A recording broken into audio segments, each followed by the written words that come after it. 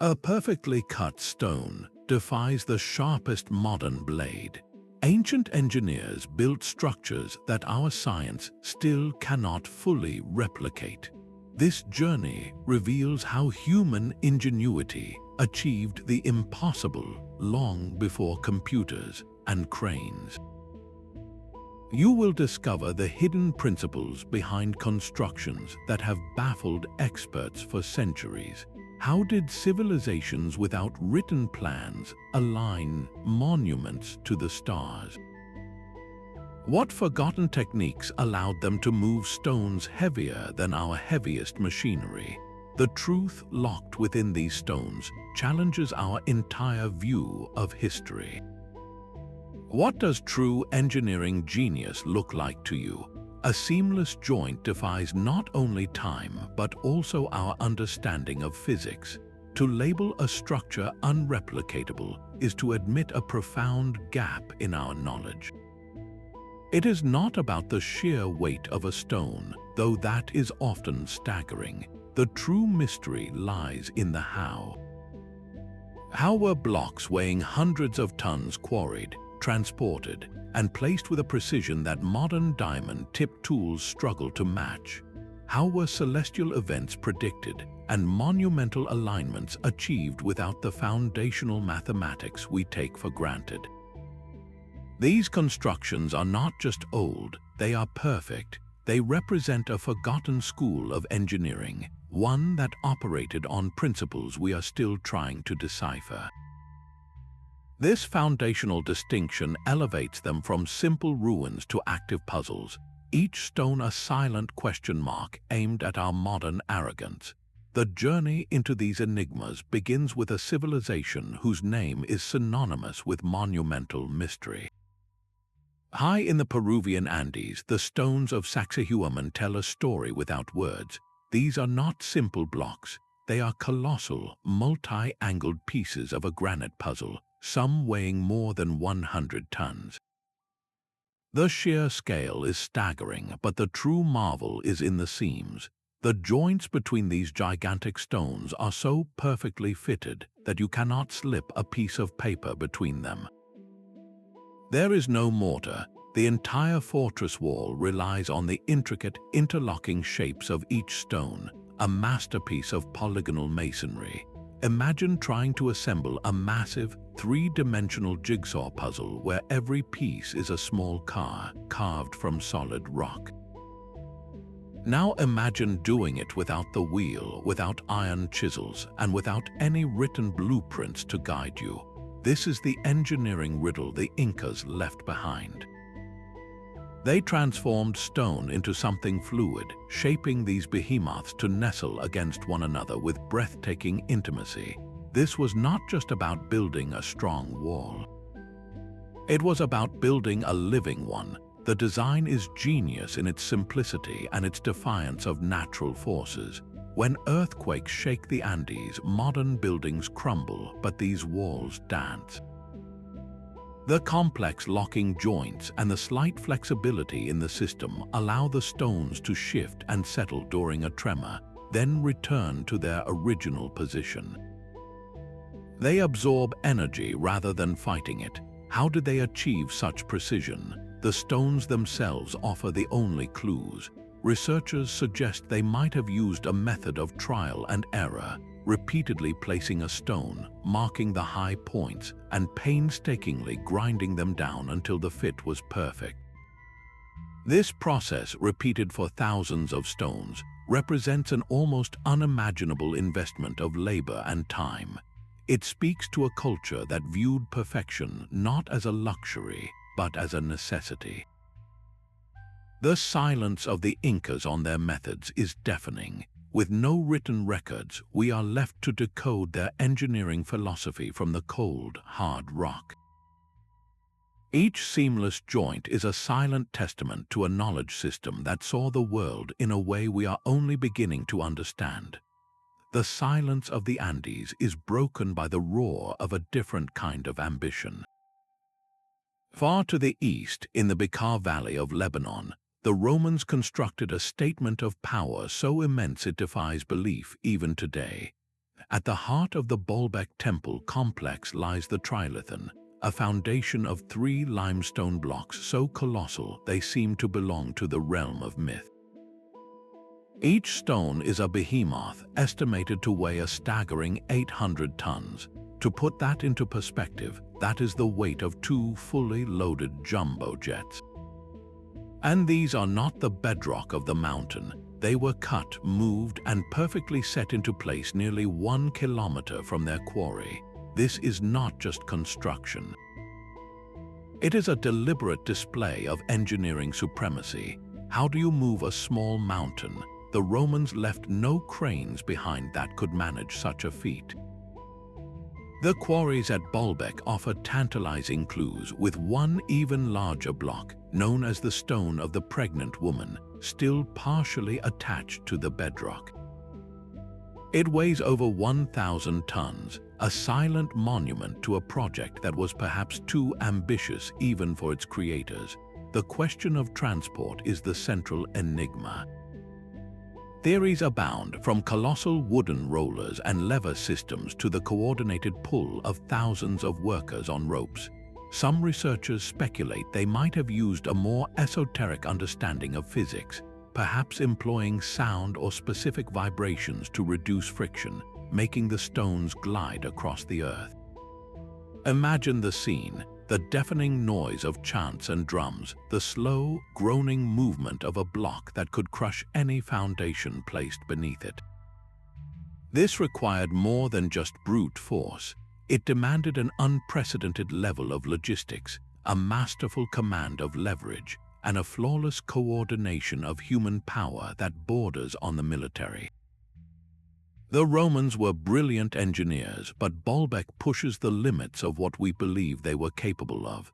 It stands as a profound challenge, forcing us to ask if they possessed advanced techniques that were simply lost in the ashes of their empire.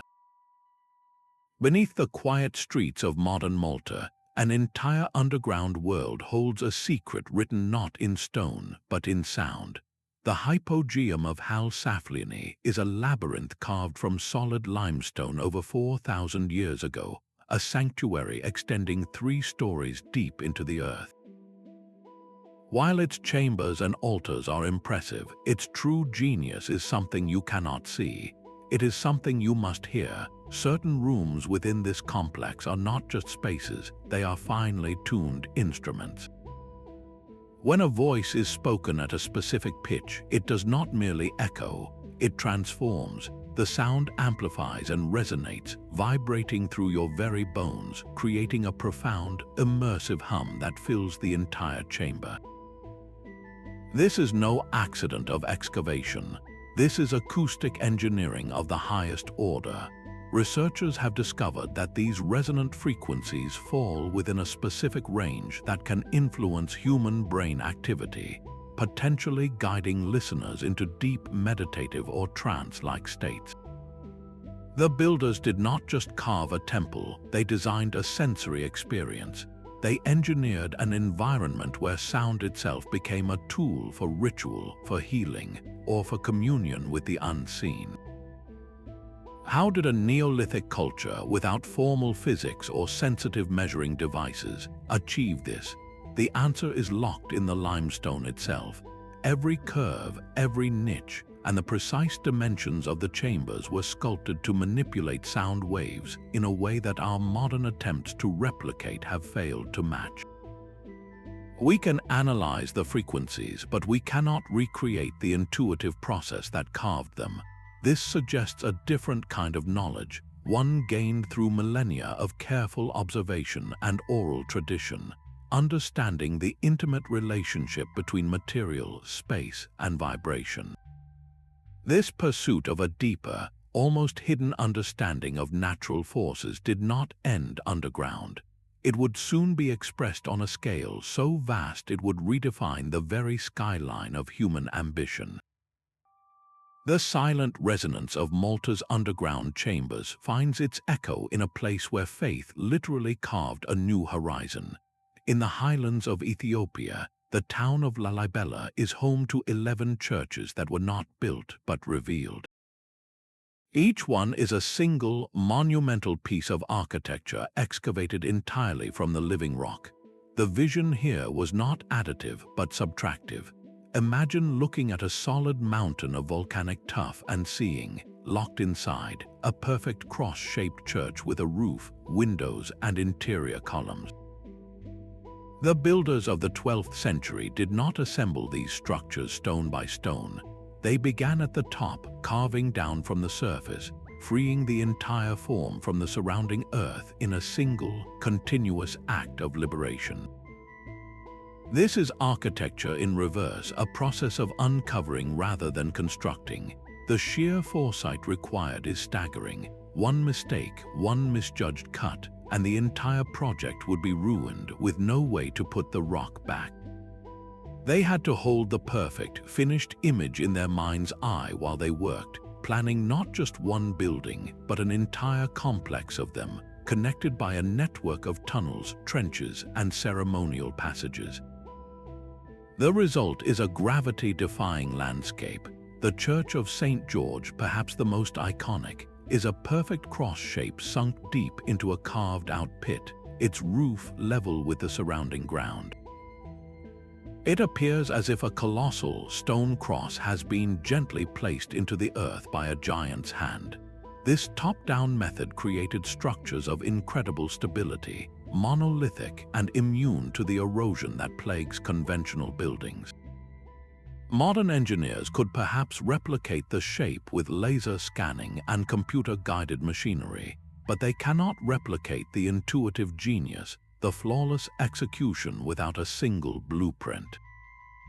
This was a spiritual endeavor, a testament to a faith so powerful it could move not mountains, but the very substance of the mountains themselves. It stands as a profound reminder that the greatest engineering often springs not from a desire for power, but from a deep, unshakable belief in something beyond the material world. The Great Pyramid of Giza presents a paradox of scale and precision that seems to defy its own era. Its four sides align almost perfectly with the four cardinal directions, a feat requiring a level of astronomical understanding that should not have existed 4,500 years ago. The builders achieved this alignment with an error of just 3/60ths of a degree, a deviation so small it is barely perceptible. This is not the work of guesswork. It is the product of a sophisticated and repeatable scientific method, one that remains partially obscured. Think of trying to orient a structure the size of several city blocks using only the stars, with no digital theodolites or global positioning systems. The accuracy is one thing, but the sheer volume of material is another. Over 2,300,000 stone blocks were quarried, transported, and set into place. Many of these stones weighed 2.5 tons, but the granite beams in the king's chamber soar to a staggering 80 tons each. How do you lift the equivalent of a diesel locomotive over 200 feet into the air and slide it into a chamber with only inches of clearance on either side? The classic image of a long, straight ramp is unsatisfying. The volume of material needed to build such a ramp would have rivaled the pyramid itself, creating a logistical nightmare. Alternative theories propose an internal spiral ramp, or the use of water-filled counterweights, or even a now-lost technology involving sound. Yet no single theory cleanly explains every step from the foundation to the capstone. The mystery deepens when you look at the pyramid's embedded mathematics. The ratio of its perimeter to its height equates to 2 times pi. Its dimensions seem to incorporate the golden ratio, a mathematical constant beloved by later Greek philosophers. This suggests the builders were not just master stonemasons, they were profound mathematicians and geometers. They encoded fundamental constants of the universe into their architecture, a language written in stone and proportion. This sophisticated knowledge of numbers and ratios was not an isolated phenomenon. It flickers to life in other ancient structures, hinting at a shared, or perhaps independently discovered, understanding of a numerical fabric underlying our world. While the pyramids encode mathematics in stone, another civilization forged its legacy in metal. In the heart of Delhi, a city steeped in history, stands a 7-ton iron pillar that has defied a fundamental law of nature for over 1,600 years. It should be a crumbling, rust-eaten relic, yet its surface remains remarkably smooth, bearing only a faint protective patina. This is not a modern alloy or a stainless steel innovation. It is composed of 99.72% pure wrought iron, a material that modern science tells us should have succumbed to corrosion centuries ago. This is the silent defiance of the Iron Pillar of Delhi, a metallurgical miracle that challenges our entire timeline of industrial progress. The secret to its resilience lies in its unique composition. Modern iron production removes phosphorus as an impurity, but the ancient smiths who forged this pillar used a process that intentionally incorporated a high level of phosphorus.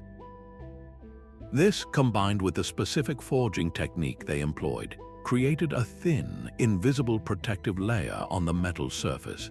This passive film, rich in iron hydrogen phosphate, acts as a shield, preventing oxygen and moisture from attacking the core metal.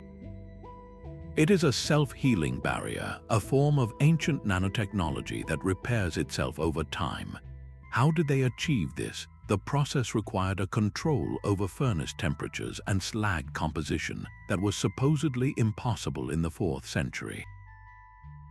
They were not just blacksmiths, they were master chemists manipulating materials at an atomic level without any of the sensitive instruments we rely on today.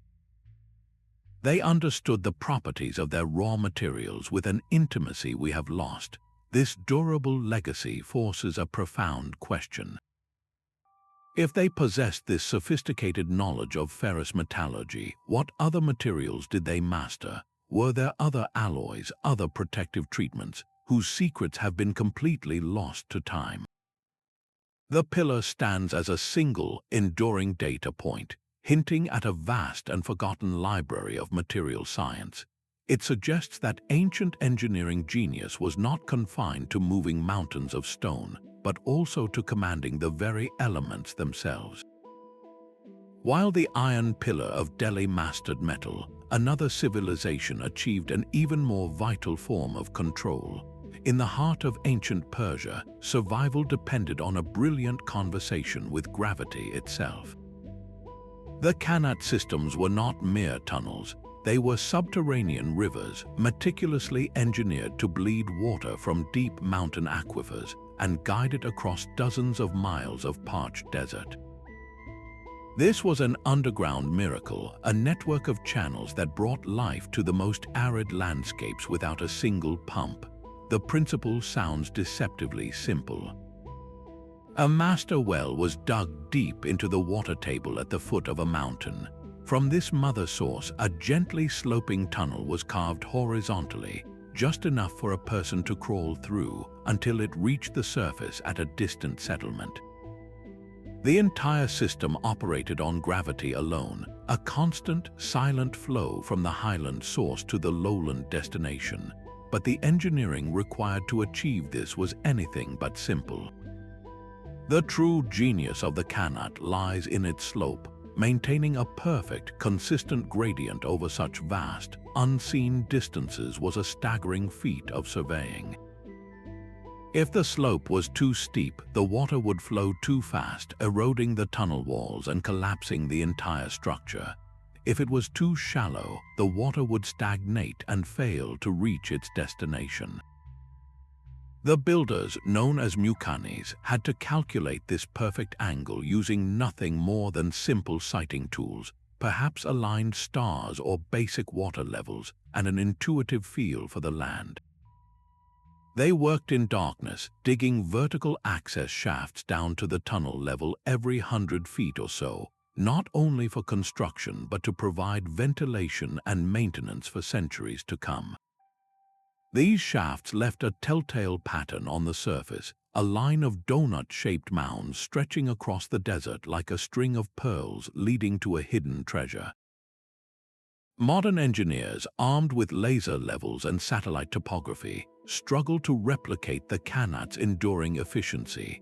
Our concrete canals and pumped systems are prone to evaporation, pollution, and mechanical failure.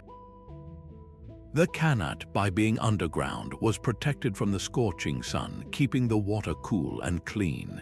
It was a self-regulating, sustainable system that required no external power and could last for millennia. Some of these ancient waterways are still in use today, a testament to a forgotten philosophy of working with nature rather than dominating it. This mastery over water reveals a different kind of architectural intelligence, one that flows beneath the surface, shaping civilizations not with monolithic stones, but with the life-giving pulse of a hidden current.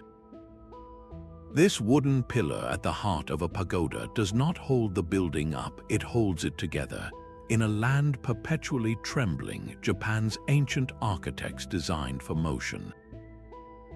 Their multi-storied pagodas, some standing for over 1,000 years, have weathered the most violent earthquakes by embracing the shake rather than resisting it. The secret is a central column called the Shinbashira. It is not fixed to the ground or rigidly attached to the floors. Instead, it hangs like a massive pendulum from the apex of the structure, suspended in the heart of the building. When the earth begins to heave, the pagoda's flexible wooden frame sways in one direction while this heavy, independent pillar swings in the opposite rhythm. This counter-motion acts as a dynamic damper, absorbing the destructive energy of the quake and preventing the building from shaking itself apart. It is a dance of survival choreographed in wood. The entire structure is a masterpiece of joinery, assembled with complex interlocking joints that allow for flex and movement without a single nail or metal bracket. These wooden connections act like shock absorbers, creaking and settling but never breaking. The pagoda does not fight the force, it yields to it, redirecting the energy through its flexible skeleton until the tremor passes and the building settles back into place. Modern engineers have only in recent decades developed base isolation systems and tuned mass dampers for skyscrapers, using advanced physics and computer models to achieve a similar effect. Yet the ancient Japanese master carpenters arrived at this profound understanding of dynamics through intuition, observation, and a deep, generational knowledge of their materials.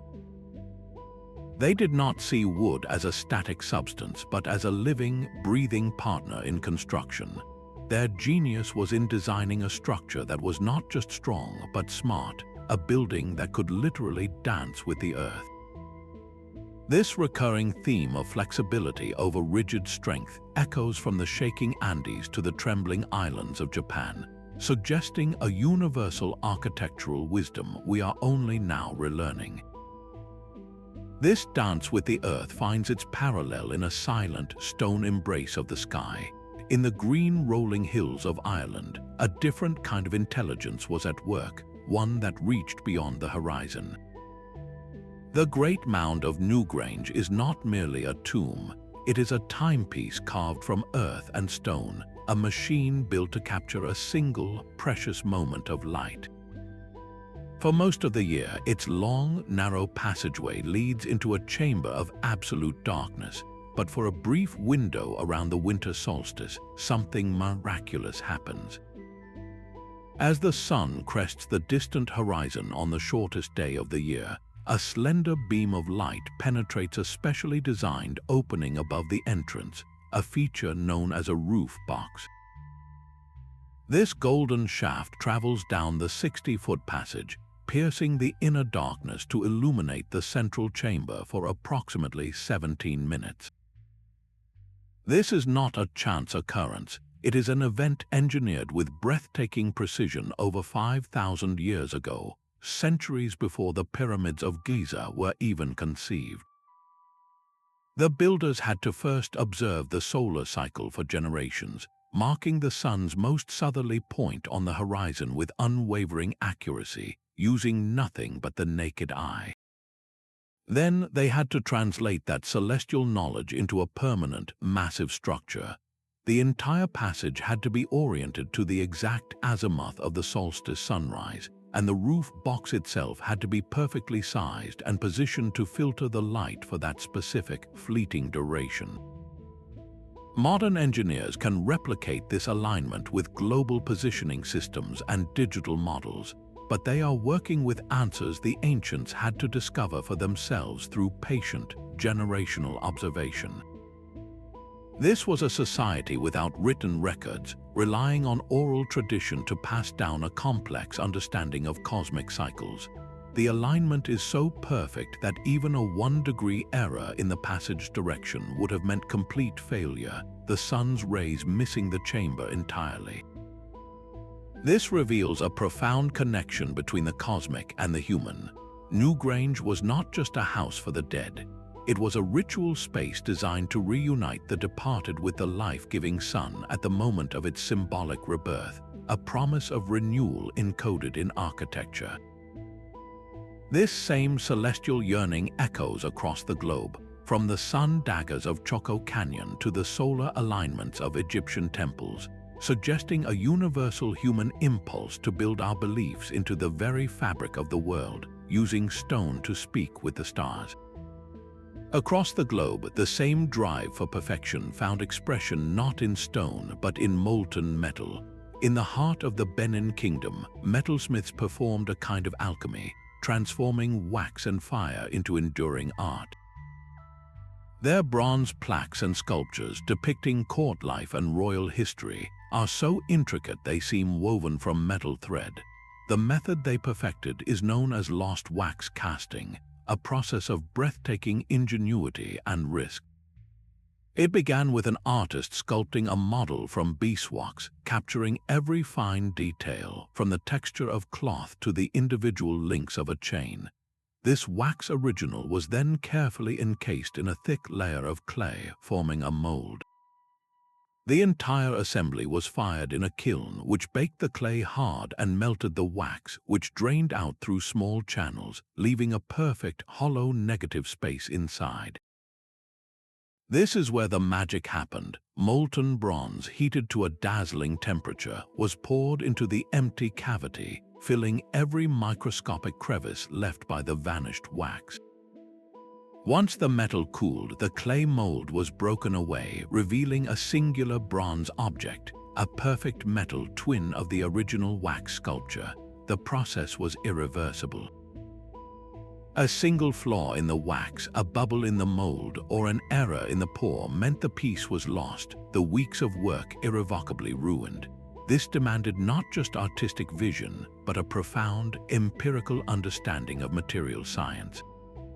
The craftsmen had to know exactly how the wax would flow and melt, how the clay would absorb heat and withstand pressure, and how the bronze would behave as it changed from liquid to solid. They manipulated these materials with a chemist's precision, achieving a level of detail that modern mass casting struggles to match without the aid of digital modeling and computer-controlled furnaces. This was not the work of solitary genius, but of a highly structured guild system, where knowledge was guarded and passed down through generations. The sophistication of these bronzes, created at a time when European metalwork was flourishing, stands as a powerful testament to a global phenomenon of engineering genius. It challenges any single narrative of progress, revealing that the flame of innovation burned brightly and independently across continents, from the royal courts of West Africa to the forges of the Renaissance. The silent giants of Easter Island stand with their backs to the sea, an army of stone gazing inland across the rolling hills. Their origin is a single volcanic crater, Ronoroku, where nearly 900 moai were carved directly from the mountainside. The quarry itself is a haunting sight, with half-finished figures still sleeping in the rock, but the true enigma is not their creation, it is their journey. How did a society with no wheels, no metal, and no large animals move these colossal heads, some weighing over 80 tons, for distances of up to 18 kilometers? The most compelling theories transform this logistical nightmare into a kind of ritualistic performance. One suggests the Moai were walked upright, rocked from side to side by teams pulling on ropes, making the statue appear to stride across the landscape. Another proposes a system of log rollers, a path of shifting, lubricated timber that would have consumed vast forests, yet experimental archaeology has stumbled. Attempts to walk multi-ton replicas have proven perilous and prone to damaging the statue's base. Log roller methods, while possible, require an almost unimaginable quantity of wood on an island that shows evidence of deforestation. The scale of the operation defies easy explanation. We are not talking about moving one or two statues as a grand experiment. We are talking about hundreds of them, erected on massive stone platforms called Acoustic, all along the coastline. This was a sustained, centuries-long project undertaken by a population that likely never exceeded 15,000 people. The engineering challenge pales next to the social one. Moving a single 80-ton Moai would have required the coordinated effort of hundreds of people for weeks or months, all needing to be fed, housed, and motivated. This hints at a society of breathtaking organization and shared purpose, a cultural engine capable of marshalling its entire human resource toward a single, monumental goal. The Moai are not just statues. They are the final, stationary evidence of a dynamic, island-wide ballet of stone and human will, a performance whose choreography is now completely lost to us. Even the straightest lines can deceive the human eye. High on the Acropolis, the Parthenon presents a facade of perfect rectilinear order, but this is a magnificent lie. Its base is not flat, it curves upward gently in the center. Its columns are not straight, they bulge almost imperceptibly and tilt inward. Every element of this marble temple is a masterclass in controlled imperfection, a series of intentional distortions engineered to look flawless. This sophisticated trickery is known as intosses. The architects understood that to our perception, a truly straight line on such a grand scale would appear to sag in the middle. A row of perfectly parallel columns would seem to splay outward, so they preempted the eye's shortcomings by building the corrections directly into the stone. They compensated for optical illusion with architectural genius. The process of achieving this remains one of history's great silent arts. Without laser levels or digital modeling, they had to translate an intuitive grasp of perspective into precise stonework. The curvature of the stylobate, the temple's platform, had to be a perfect arc. Each of the 46 outer columns needed its own unique, subtle swelling and tilt, calculated so that if their center lines were extended upward, they would all meet at a point high in the sky. This was not simple guesswork. It was applied geometry of the highest order, a mathematical ballet performed with chisels and massive blocks of marble. The true marvel is that this perfection is invisible. You do not see the curves, you only feel the temple's breathtaking harmony and stability. The Parthenon does not just stand on the hill, it lives and breathes with it, its subtle curves echoing the surrounding landscape. This represents a fusion of disciplines we rarely see today. The ancient architect was not just an engineer or an artist, but a psychologist who understood how we see, and a philosopher who sought an ideal form beyond mere measurement. They pursued a truth that was perceptual, not just mathematical. This blurring of lines between science and art, between calculation and beauty, suggests a more holistic form of knowledge, one where the goal was not just to build correctly, but to feel eternally right. The Pantheon's dome has not needed repair in nearly 2,000 years. This single fact challenges the core of modern construction. where concrete structures are often designed to last for mere decades. The secret is not just in what the Romans used, but in how their concrete behaves over time. While our modern concrete cracks and crumbles, especially in seawater, Roman concrete does something extraordinary. It actually heals itself. The key lies in a hidden ingredient and a brilliant chemical flaw. Roman engineers mixed their concrete with quicklime and volcanic ash, creating a material that was packed with small, reactive lumps of lime known as limeclast. For years, these white chunks were seen as a sign of poor mixing, a primitive mistake. We now know they were the genius of the design. When a tiny crack forms in the Roman concrete, it eventually reaches one of these limeclasts. Water seeps in and the lime suddenly reactivates, dissolving into a calcium-rich solution. This solution then flows into the crack and recrystallizes, effectively gluing the fissure shut before it can spread. It is a built-in repair system, a material with its own immune response. Modern Portland cement, by contrast, is designed to be homogeneous and inert. A crack in our concrete is a permanent failure, an open invitation for water and salts to corrode the steel reinforcements inside, leading to inevitable and costly decay. The Romans built for eternity by embracing the dynamic nature of their materials. They understood that a structure must live and breathe within its environment, not simply resist it. Their use of volcanic ash and even seawater in the mix created a long-term chemical reaction that continues to this day, slowly strengthening the material century after century. We are only now, with advanced electron microscopes, beginning to decode the complex nanostructures they created by hand. This ancient recipe points toward a future of more resilient and sustainable construction, one that works with chemistry rather than against it. How many other forgotten wisdoms are still locked within the stones of the ancient world, waiting to teach us how to build a legacy that truly lasts? The ocean was their map, written in waves and starlight. While empires built monuments of stone, the Polynesian people engineered the ultimate vehicle for discovery, the double-hulled voyaging canoe.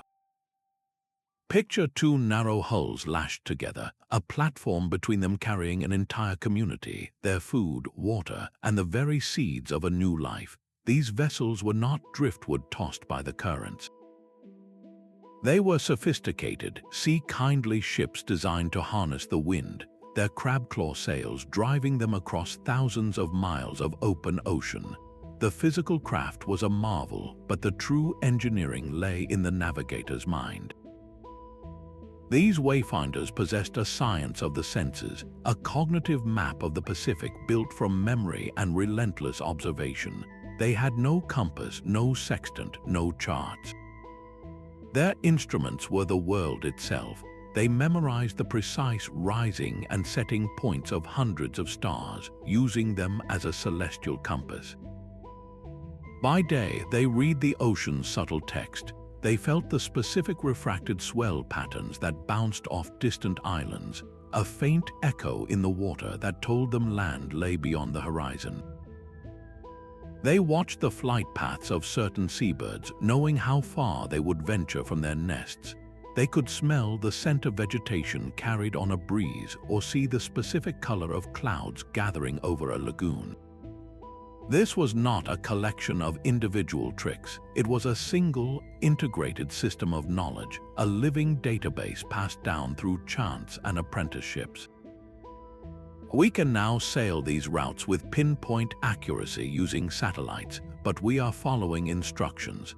The Polynesian navigator was the computer, constantly processing a stream of environmental data to hold a mental position in a featureless blue void for weeks on end. This embodied knowledge, this deep, intuitive conversation with nature, is the unreplicatable achievement. We have replaced it with technology, but we have lost the ability to read the world itself. This profound connection to the environment, this mastery of the natural world, was not limited to the open sea. it extended to the very land they settled upon, where they would demonstrate a different kind of genius, turning barren volcanic rock into a cradle of civilization. A civilization's entire world, you can be locked within the shape of a single stone. On the island of Sardinia, the Newgrange rise from the landscape like ancient stone giants. Their silence forms a testament to a different kind of architectural philosophy. These are not simple towers, they are complex, multi-leveled fortresses built entirely from massive blocks of basalt, fitted together without a single drop of mortar. For over 3,000 years they have endured, their dry stone walls resisting earthquakes, storms, and the slow crush of time. The technique itself is deceptively simple. Each stone was carefully selected and shaped to rest perfectly against its neighbors, transferring the immense weight of the structure down through the walls in a continuous, interlocking embrace. But the Newgrange elevate this craft into an art form. Their interiors are labyrinths of narrow staircases, hidden chambers, and corbelled domes where each successive layer of stone projects slightly inward until the space above is gracefully sealed without any central support. This is a dome built by patience and precision, not by paste. Imagine the confidence required to build upward, layer by layer, trusting that the careful placement of each unmortared block would create a ceiling strong enough to last for millennia.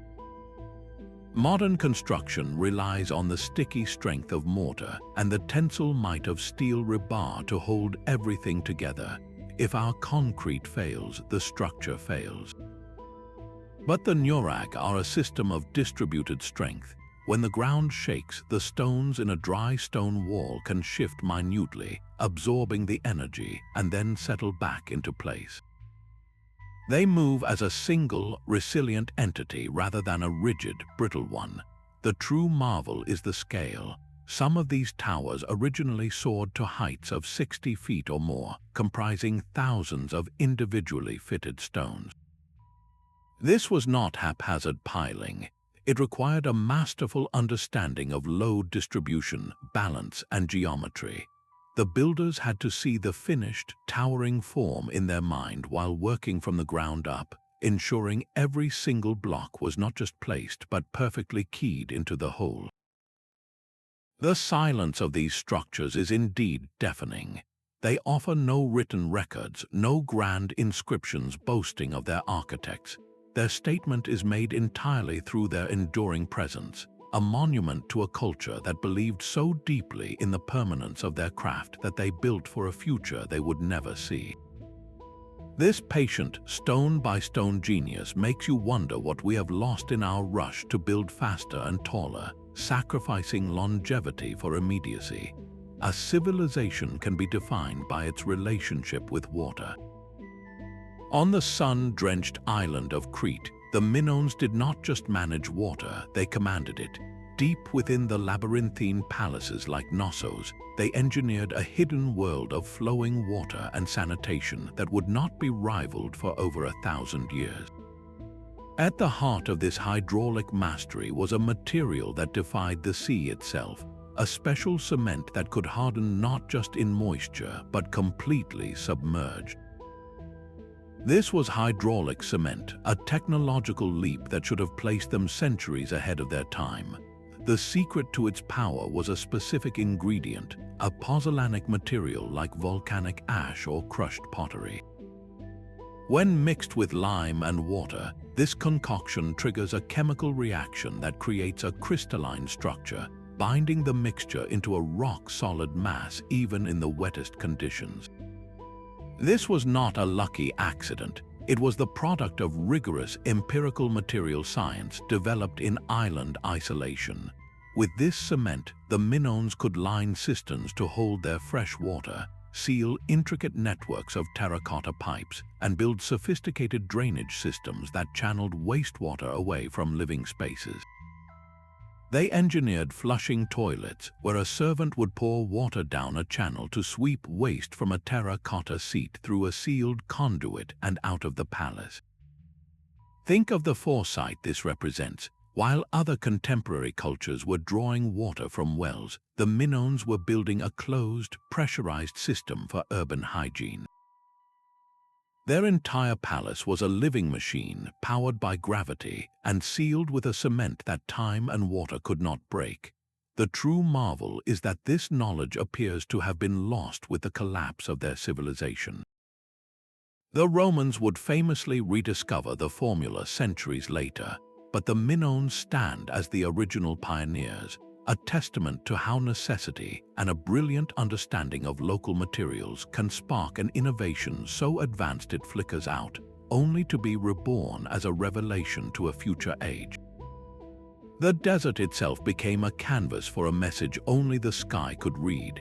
Across the arid plains of Peru, the Nazca lines stretch for miles, a gallery of colossal spiders, hummingbirds, and spirals carved directly into the earth. These are not shallow scratches. The creators removed the dark, sun-baked surface gravel to reveal the lighter-colored sand beneath, creating lines that have endured for 2,000 years. The sheer scale is disorienting. Some figures are over 200 meters long, their perfect proportions only fully visible from a vantage point high in the air, a perspective their creators could never have physically achieved. This is the paradox of the Nazca. They engineered images for gods, spirits, or perhaps the cosmos itself, an audience they believed was watching from above. The method of their construction reveals a stunningly practical genius. They likely used a system of stakes and ropes to scale up small models into these monumental forms. A central cord anchored to a stake would act as a radius for perfect circles, while teams of workers following shouted directions would clear the designated path of stones. They were human plotters on a grand terrestrial graph paper, translating a master design across the rolling desert floor. The true engineering, however, was not in the simple act of moving rocks. It was in the planning, the coordination, and the spatial reasoning required to ensure that a curve drawn over a hill and into a valley still formed the flawless wing of a condor when seen from the heavens. They understood parallax and perspective on a landscape scale, correcting for the distortions of the uneven terrain in a way that feels almost mathematical. Modern drones and global positioning systems can create larger marks with ease, but they are following a digital blueprint. The Nazca engineers held the entire, intricate design in their collective mind, executing it with a cultural and ritual precision we cannot replicate. Were these geoglyphs a celestial calendar, their shapes aligned with stars and solstices? Were they sacred pathways for ritual processions, or perhaps sophisticated markers for hidden underground water sources? Each theory touches on a piece of the truth, but the lines themselves remain silent, a testament to a civilization that chose to write its most profound statement not on stone, but on the skin of the world. That same deep understanding of wood lives on in the shadow of Norwegian fjords. Medieval stave churches stand as intricate skeletons of timber, their forms shaped by an intimate conversation with the northern seasons. These structures were not merely assembled, they were woven together using a language of joints. The primary connection, the mortise and tenon, is a masterpiece of simple genius. A protruding tenon on one beam is fitted perfectly into a carved-out mortise on another, locking the pieces together with nothing more than friction and precision. This entire wooden framework was raised without a single iron nail, creating a building that breathes. As the ground freezes and thaws each year, heaving with the frost, the church does not fight the movement. Its complex joinery allows the whole structure to flex and shift, groaning softly as it settles, then returning to true. It is a living entity, dancing with the earth in a slow, seasonal rhythm. The wood itself was given a protective gift. The builders coated the massive pine timbers in tar, a black resin derived from the very trees they felled. This was not a simple paint. It seeped into the grain, repelling water and insects, creating a preservative barrier that has shielded the wood for nearly a millennium. Modern timber framers now strive to revive these forgotten methods, studying the churches as a priceless library of technique. Yet replicating the cut of a joint is one thing, understanding the seasonal rhythm of the forest is another. The original master builders possessed a cultivated art, an intuition for how a specific tree would behave over centuries, how it would shrink and swell, and exactly how much to carve away to create a joint that would tighten with age. This was not just construction, it was a form of partnership with the material.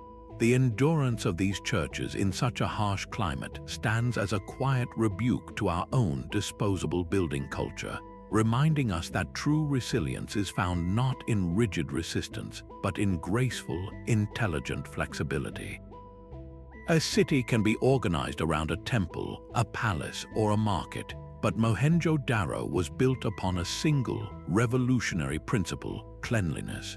While contemporaries were building pyramids to the gods, this Indus Valley metropolis was laying the foundations for modern civic life over 4,000 years ago. Its streets were not chaotic pathways worn by time, but a deliberate grid of wide thoroughfares and smaller lanes, all intersecting at perfect right angles. This was not an accident of growth.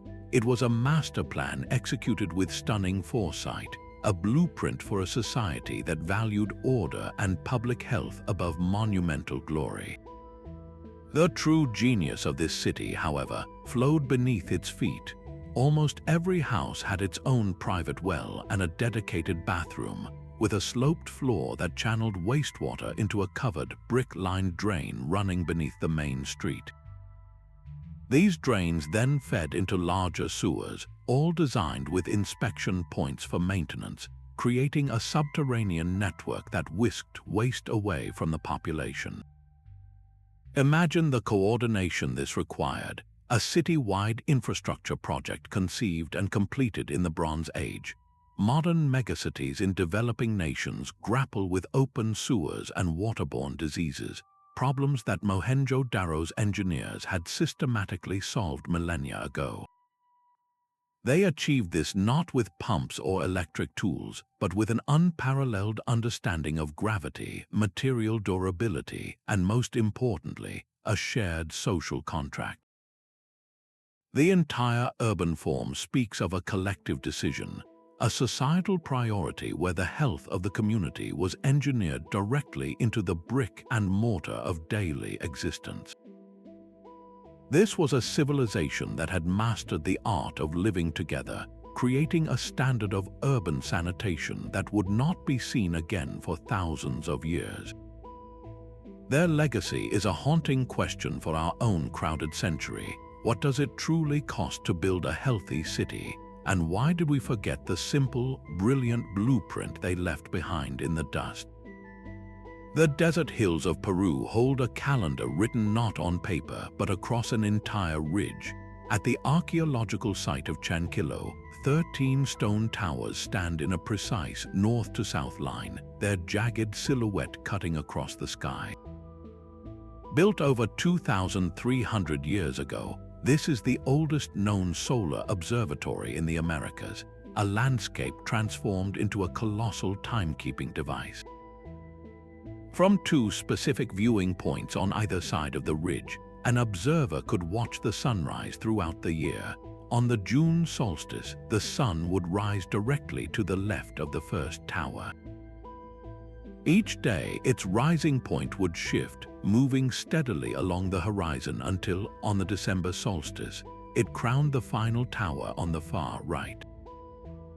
Then it would begin its slow journey back. This was a solar calendar in stone, accurately marking dates with an error of just 1 or 2 days. The builders needed more than just basic sun watching. They required a deep, generational understanding of the solar cycle, and the geometric precision to translate that celestial motion into a permanent terrestrial ruler. They had to know exactly how far apart to space each tower and how to position the observing platforms to frame the sun's annual dance with such clarity. Modern observatories with powerful telescopes can track celestial bodies with far greater accuracy, but they are isolated instruments. Chankilo is different. It is a complete synthesis of science and spirituality, where the act of observing the sun was woven into the ritual life of the community, a ceremony that connected the people directly to the cosmos from a sacred, human-made horizon. This ancient desire to measure the heavens so intimately forces a profound question about our own relationship with time and how we choose to mark its passage across the vastness of space. The silent Moai were not the island's only statement of genius. Survival here demanded a different kind of engineering, one that nurtured life in the thin, wind-scoured soil. Beyond the monumental statues, the people of Rapa Nui built manavai, low circular or linear walls fashioned from the volcanic rock that littered their home. These were not grand gestures for the gods, but practical shields for their very existence. Each manavai was a protected micro-garden, a fortress against the elements. The walls served as a windbreak, slowing the relentless gusts that could desiccate young plants and strip away precious topsoil. More than just a barrier, the dark volcanic stones acted as a thermal mass, absorbing heat from the sun during the day and slowly releasing it through the cool night, creating a more stable, warmer microclimate for crops like sweet potatoes, taro, and bananas. The design also trapped moisture from the air and rain, concentrating it within the enclosure and reducing the need for constant irrigation. This was a closed-loop system, a brilliant adaptation that turned marginal land into productive space. Modern permaculture advocates for similar techniques, using swales and hugelkultur to achieve comparable effects, but the manavai were not a theoretical design. They were a technology born of utter necessity, refined over countless generations through intimate trial and error. This represents a depth of place-based knowledge that a modern engineer cannot simply import. It is an understanding of a specific wind pattern, a particular soil composition, and the exact thermal properties of local stone, all woven into a simple, resilient structure. The true marvel is not the wall itself, but the profound ecological intelligence it represents, a quiet, sustainable partnership with a fragile world that ensured survival long after the last statue was raised. A true arch was still centuries from invention, yet the Mycenaeans were already building domes that defied the sky. The entrance to the so-called treasury of Atreus is not a simple doorway, but a monumental passage leading to a chamber of breathtaking scale. Inside, the air is cool and the silence is absolute, broken only by the imagined echoes of a civilization lost to time. The ceiling soars overhead, a perfect beehive-shaped dome built not with a single supporting keystone, but with a brilliant, patient technique known as corbelling. Each ring of stones was laid perfectly horizontal, with every block projecting slightly inward over the one below. It is a dome built by a series of carefully calculated overhangs, a spiral of stone closing in on itself until the final capstone sealed the void. This is architecture as a slow, deliberate act of convergence. The principle is simple to grasp, but the execution at this scale is what separates the possible from the miraculous. Each of these limestone blocks had to be cut with absolute precision. Their inner faces were dressed to a smooth, continuous curve, while their hidden outer edges were tapered to create that essential, gravity-defying overhang. A single miscalculation in the angle of any one block would have sent stresses radiating through the entire structure, leading to a catastrophic collapse under its own immense weight. They were building a 44-foot-high stone puzzle, and every piece had to be perfect. Modern engineers understand the physics perfectly. We can model the forces, calculating the exact downward thrust that each corbel transfers to the next. Yet we do not build this way. Our modern concrete domes and steel frames are faster and more efficient, but they lack the enduring, self-supporting genius of the corbel. The Mycenaeans achieved this with bronze tools and human muscle, a testament to a stonemasonry tradition that saw stone not as an obstacle, but as a partner in creating space. This architectural boldness did not die with them. It was a foundational spark, a proof of concept that a room could be roofed without wooden beams, that stone could be made to float. This forgotten principle of overlapping strength would echo through the ages, waiting to be rediscovered and reborn in the vaulted ceilings of later empires. A stubborn mystery clings to the very stones of the Great Pyramid. For all our study of its grand design, a fundamental question remains unanswered. How did its builders achieve such a flawless fit between millions of limestone blocks, a joinery so precise it creates a near-solid mass? One controversial idea proposes a radical answer. They did not simply cut and place every stone, they cast them like concrete directly into position. This is the geopolymer theory, and it turns the conventional narrative of brute force quarrying on its head. Proponents of this idea point to chemical signatures within the pyramid stones that do not match the limestone from the nearby quarries. They highlight the presence of synthetic minerals and air bubbles, features you would expect from a man-made slurry poured into wooden molds, not from a block carved from a living mountain. The sheer variety of block shapes, some with complex, interlocking forms, becomes easier to explain if the material was poured in place, conforming perfectly to the stone beneath it. If true, this was not simple concrete. It was an advanced geopolymer, a material whose recipe has been lost. The process would have involved crushing soft, natural limestone, mixing it with a specific alkaline activator derived from plant ash or natron salt, and perhaps adding diatomaceous earth or other silicates to trigger a chemical reaction. This mixture would have been a thick, clay-like paste that workers could carry in baskets and pour into forms on the pyramid face. There, it would have hardened into a synthetic stone virtually indistinguishable from the real thing, but with one crucial advantage. It could be made to fit without any gap at all, fusing with the layer below as it cured. Modern chemists can create geopolymers, but replicating the exact Egyptian formula, one that has endured for 4,500 years, remains elusive. The debate is fierce. Mainstream Egyptology holds fast to the evidence of quarry marks and copper chisels, yet the geopolymer theory forces a profound and unsettling question. What if the pyramid's greatest secret is not its alignment or its hidden chambers, but the very substance of its walls? It suggests a lost branch of materials science, where chemistry and construction were one and the same, allowing a civilization to literally grow their monuments from the ground up. This challenges more than just our timeline of engineering. It questions the very nature of the intelligence we are trying to uncover. A sound can move more than just air. It can, under the right conditions, move solid matter.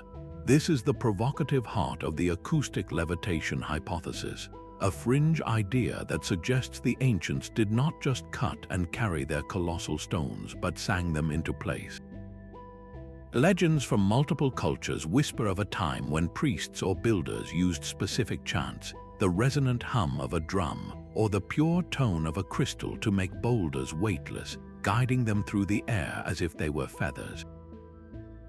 There is no smoking gun for this in the archaeological record, no ancient blueprint detailing a sonic crane.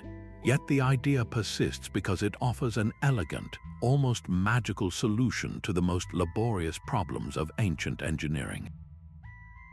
How else could a society have positioned an 800-ton block with such flawless precision? Modern science has proven that the core principle is not fantasy. In laboratory settings, researchers use precisely tuned ultrasonic speakers to create standing waves of sound. At the points where these waves intersect, they form nodes of high pressure that can trap and suspend tiny droplets of water, small pieces of polystyrene, or even living insects. The object appears to float in mid-air, held aloft by invisible forces. Scaling this phenomenon up to the level of a 100-ton granite block, however, enters the realm of immense physical challenge. The power required would be astronomical, and controlling such a force in the open air, with all its variables of wind and temperature, seems nearly impossible with our current understanding. So was it a lost science? Perhaps the builders understood a harmonic principle we have yet to rediscover, a way to use the natural resonant frequency of the stone itself, amplified by a chorus of human voices or massive instruments, to cancel out its weight momentarily. Or perhaps these legends are not literal instructions, but a metaphorical memory of the incredible synchrony and rhythm required for these projects. The coordinated heave of hundreds of workers pulling in unison to the beat of a drum might have felt, to those who witnessed it, like the stones were moving to a song. This hypothesis, sitting at the very edge of history and science, does something vital. It pushes us to question the boundaries of what we believe is possible. It forces us to admit that our material-focused view of engineering, reliant on steel and hydraulics, might have blinded us to a more subtle, resonant form of technology. The silence of the ancients is not an empty void. It is a space filled with the echoes of possibilities we are only beginning to hear. The strength of a chariot wheel lies in its ability to bend without breaking. For the Celtic wheelwrights of the Latin culture, this was not just a physical principle, it was a sacred art. They transformed solid blocks of ash and oak into graceful, spoked wheels that were both incredibly light and astonishingly strong, a perfect marriage of form and function that gave their chariots a legendary speed and agility. This was not a process of assembly, but of transformation. To create the curved rim or felloe, they did not carve it from a single piece. Instead, they took straight segments of wood and, through the careful application of steam and pressure, persuaded them into a perfect circle.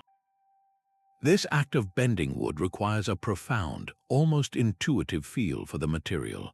The artisan had to know the exact moment the fibers were pliable enough to shape, but not so hot they would become brittle. They had to understand the unique character of each piece of timber, its grain, its knots, its hidden strengths and weaknesses. Once shaped, the segments were joined with the most precise lap joints, creating a continuous, seamless ring. Into this ring, they mortised the ends of the spokes, which themselves tapered perfectly to fit into a solid hub carved from a single, dense piece of wood. Every component was a masterclass in joinery, relying on friction and perfect fit rather than nails or glue. The entire structure was a self-tightening system. As the wheel rolled and bore weight, the joints would settle and lock more deeply, the wood swelling with ambient moisture to create an ever tighter bond. This knowledge was not written down in manuals. It lived in the hands and eyes of the master craftsmen, passed from one generation to the next through years of silent apprenticeship. A young learner would spend countless hours simply preparing materials, watching, and absorbing the rhythm and touch required to coax such perfection from a raw log.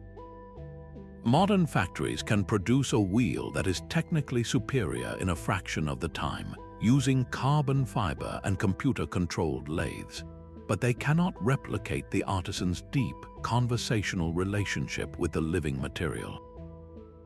This was a technology rooted in patience and perception, a different path to achievement where the engineer's mind was inseparable from the craftsman's hands. In our world of mass production, this intimate, tactile genius has become a quiet echo, a reminder that some of the most elegant solutions are felt long before they are calculated. Stone reaches for the heavens only when it learns to fly. The Gothic cathedral's most iconic feature, the flying buttress, is an architectural leap of faith. These stone ribs arching away from the walls are not mere decorations. They are the hidden skeleton, a brilliant exoskeleton that catches the immense outward thrust of the soaring vaults inside. By channeling this crushing weight down and out into the ground, the buttress freed the walls from their load-bearing duty. For the first time, those walls could become vast, luminous curtains of stained glass, filling the interior with a divine, colored light. This was engineering in service of transcendence. The entire structure becomes a metaphor, the stone ribs resembling wings, the uplifted space pulling the eye and the spirit ever upward. Modern steel frames can build taller, but they separate the skeleton from the skin. The engineer calculates the load, the architect designs the facade, and the artist may later add decoration. In the Gothic masterwork, these roles were fused. Every line of force, every curve of stone was both a physical necessity and a theological statement. The cathedral does not simply house a community, it enacts its deepest beliefs about the universe, a complete synthesis where the laws of physics and the yearning of the soul are expressed in a single, unified form. This holistic vision, where structure and symbol are inseparable, represents a pinnacle of human ingenuity. It brings our journey to a final, profound question, one that echoes from the polygonal walls of Sacsayhuaman to the stained glass of Chartres. These timeless structures from Japan to Ireland share a common language of ingenuity. They were not the products of alien intervention or lost magic, but of a deep and profound synergy. This synergy wove together generations of patient observation, relentless trial and error, and a powerful cultural purpose that gave meaning to the immense labor. The builders looked to the stars not as distant points of light, but as a reliable clock. They felt the tremors of the earth not as a destructive force, but as a rhythm to be joined. They understood their materials not as inert matter, but as living partners in a grand collaborative dance. This holistic intelligence stands in stark contrast to our modern technological arrogance.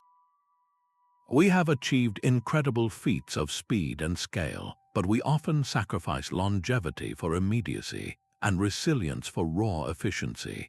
The ancient master builders worked on a different timescale, one measured in generations, not quarterly reports. They built for eternity, embedding a deep wisdom into the very joints of their creations. As we now face our own global challenges, from a changing climate to resource scarcity, their legacy offers a powerful blueprint. It is a call to relearn the virtues of patience, to embrace adaptability over rigid control, and to see our world not as a problem to be solved with a single tool, but as a complex system that requires a holistic touch. The quiet endurance of a Roman aqueduct or the self-healing chemistry of their concrete asks us what we are building today that will truly last. Which of these ancient marvels speaks most deeply to you? Is it the cosmic ambition of the Great Pyramid, the silent resilience of the Iron Pillar, or the graceful dance of a Japanese pagoda? Share your thoughts in the comments and subscribe to continue this journey into the profound mysteries of our shared